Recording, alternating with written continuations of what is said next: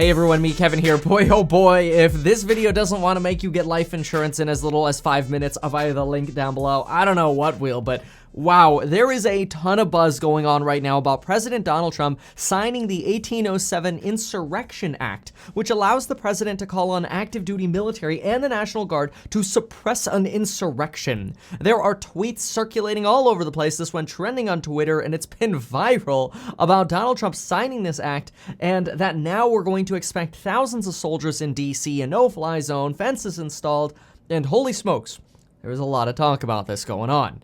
Now, did Donald Trump sign the Insurrection Act? That is what we are going to answer in this video, and why the heck would troops be going to DC if not? Well, let's talk. First, it's helpful to have a little bit of background here, and we'll keep this short. Donald Trump first threatened to use the Insurrection Act back in May to quell violent demonstrations that were taking place following the death of George Floyd. The last time the insurrection was actually used, though, was in 1992, and that was to quell the LA riots after 4 officers who beat Rodney King were acquitted.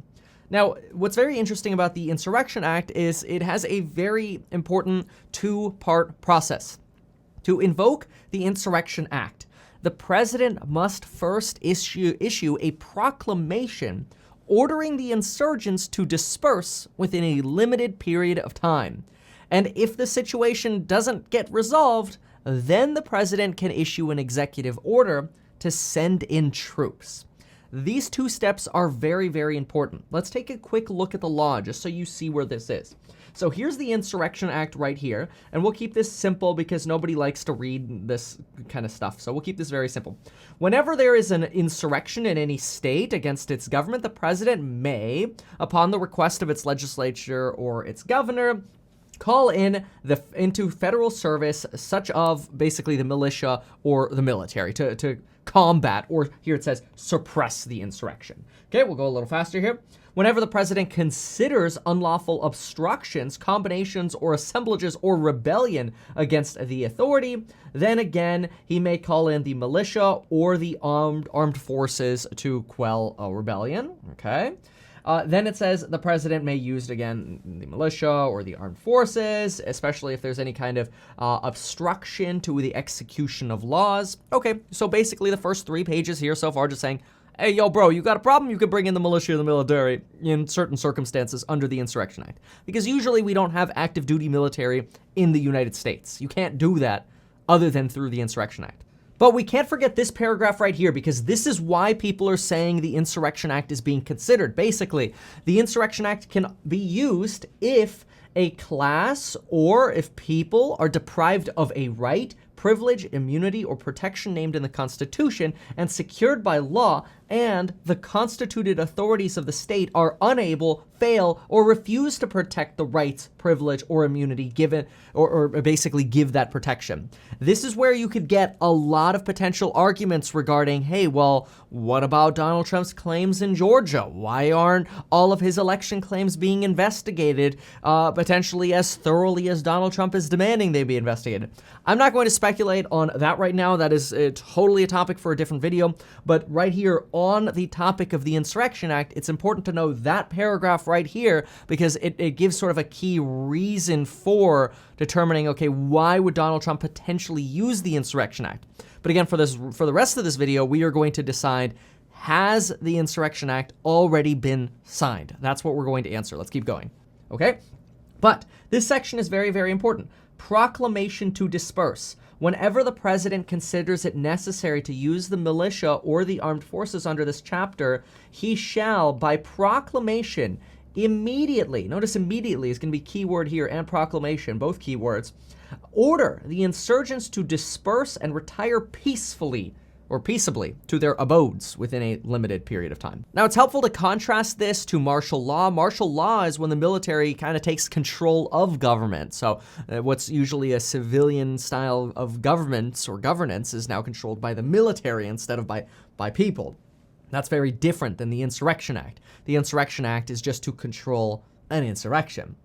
But now, over the weekend, we've heard these rumors that Donald Trump has signed the Insurrection Act to prevent a possible peaceful transfer of power to Biden. And this is sort of backed up by people seeing a lot more security going into DC. It's helpful to remember that a lot of security is going into DC, naturally because the inauguration is coming up. The FBI, is expecting armed protest in every single state capital, and especially DC, on the 17th, probably even violence the FBI is expecting on the 17th. And we're expecting that the inauguration itself could be a target of violence. This is why the DC mayor is calling for all public events and public permit events be canceled between now and the 24th of January, because there's so much concern over what's going to happen in DC. But let's ask this. What is the first step in the event that Donald Trump were to sign the Insurrection Act? What's the first step? The first step in doing that is Trump declaring or proclaiming an insurrection. He would have to declare this publicly, the insurrection, that there is a problem, and he would demand that people go away. Or if there was a state law or a privilege named in the Constitution that Donald Trump would want enforced properly, he would have to specifically declare under the Insurrection Act that he wants something enforced. Now, we know that Donald Trump wants certain laws or procedures to be enforced in Georgia or maybe Michigan or other states regarding the election, but he has not specifically proclaimed under the first requirement of the Insurrection Act that if this, then military comes. We haven't seen that proclamation yet, as in, if you don't comply, then the military comes and they will do it for you, which, remember, this is kind of where it blurs with martial law. If the military takes over a normal government function, then that is a style of martial law, right? So this gets pretty blurry, but we haven't gotten that crystal clear proclamation yet. And to have a crystal clear Insurrection Act action that would bring the military, you better have a very, very clear proclamation. We just don't have that right now. And then after he does that, he would have the authority to sign an executive order. And keep in mind, you don't really sign the Insurrection Act. The act gives you the power as president to say stop. And if you don't, the military is coming. Declaring is a really important legal process because it's kind of like a notice that you would receive when you get, let's say, a cease and desist letter from a company wanting to sue you.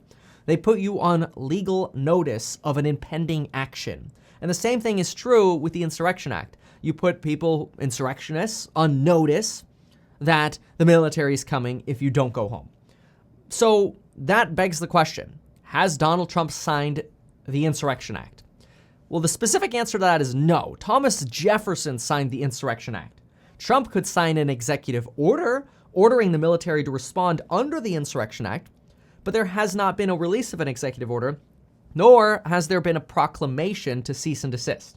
Until that happens, technically, you wouldn't have a valid executive order. So even if Donald Trump, he certainly didn't sign the Insurrection Act because Thomas Jefferson signed that. He didn't sign any amendments to the Insurrection Act because Congress would have to pass such a bill first. And he didn't, well, I mean, if maybe he signed an executive order, but that executive order would lose legal validity if Donald Trump doesn't first publicly proclaim, it has to be publicly proclaim that there is an insurrection. Because how else would people be put on notice if it wasn't publicly proclaimed? So I think the answer to this one is no. Donald Trump has not signed the Insurrection Act. There are a lot of rumors to this effect, of course. Hopefully this clears this up for you a little bit. And if you have any questions, of course, leave them in the comments down below. Get your life insurance in as little as 5 minutes. And if you want totally free $51, go to the links down below, deposit $100 with Webull and $100 with M1 Finance, and they will give you $30 at M1 Finance and $21, potentially even more, at Webull. Check out those links down below, and folks, we'll see you in the next video.